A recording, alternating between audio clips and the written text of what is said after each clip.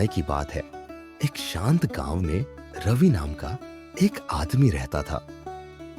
वह अपनी दयालुता और जिज्ञासा के लिए जाना जाता था। एक रात जब वह गहरी नींद में था, उसने एक सपने में खुद को देखा। इस सपने में एक चमकदार आकृति उसके सामने प्रकट हुई।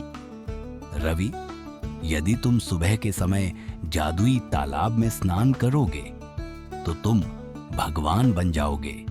भगवान? मैं? क्या यह सच हो सकता है?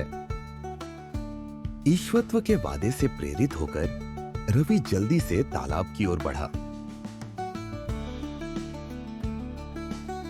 जैसे ही उसने ठंडे पानी में कदम रखा, उसे एक विद्युत झटका महसूस हुआ।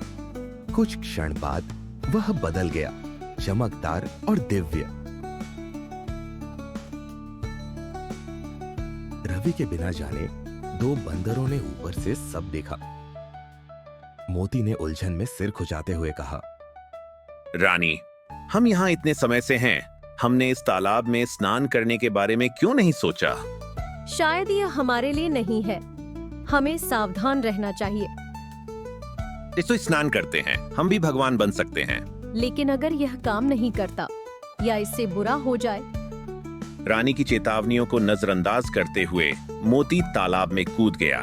कुछ ही क्षण बाद वह एक आकर्षक युवा आदमी बनकर उभरा। रानी ने भी ऐसा ही किया और वह एक मनमोहक महिला बन गई।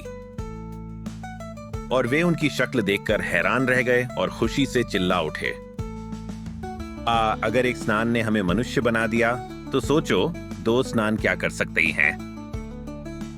मोती, कृपया, हमें नहीं पता कि यह जादू कैसे काम करता है।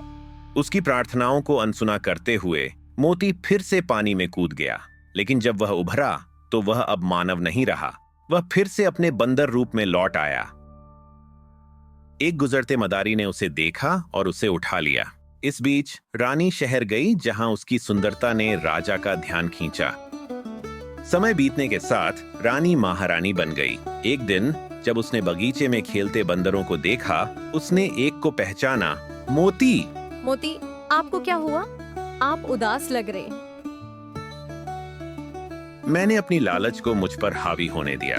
मैंने जो कुछ भी था उसे खो दिया। जैसे जैसे दिन सालों में बदलते गए, मोती एक बंदर बना रहा, जबकि रानी बुद्धिमानी से रानी बनी रही।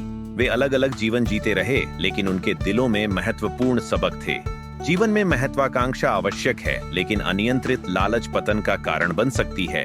जो आपके पास है उसकी सराहना करें, इससे पहले कि आप अधिक पाने की कोशिश करें। कभी कभी कम वास्तव में अधिक होता है।